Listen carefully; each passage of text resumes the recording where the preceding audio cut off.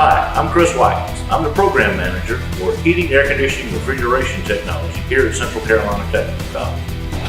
HVAC is one of the few industries that you can get employment worldwide.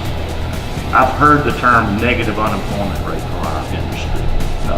There are 3 times more jobs available than there are people to fill them. So this is one of those industries that you could go anywhere in the world with this particular skill set and get good employment. Average service technician wages $40,000 to $55,000 a year. I have a few that come out of the program that have had prior job experience that help them along with our program so that they could drive, jump right into a service truck and take off and do it on their own.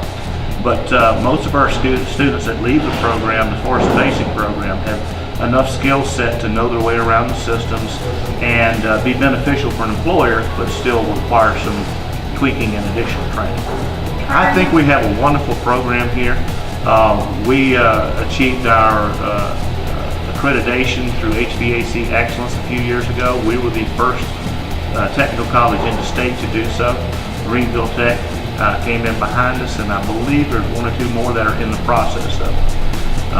That was a very big hurdle for us to overcome. We had to set certain standards with our tools and equipment.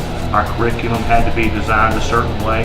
And of course the college had to conduct business properly for us to achieve our accreditation as well. So it says not just a lot about our program, but the college as well. Students that attend the basic HVAC program, and if they attend full-time, can complete the program in 1 year's time. Some students wish to move on to an associate's degree or take the advanced HVAC program, which would get them more into the commercial equipment aspect of what we do.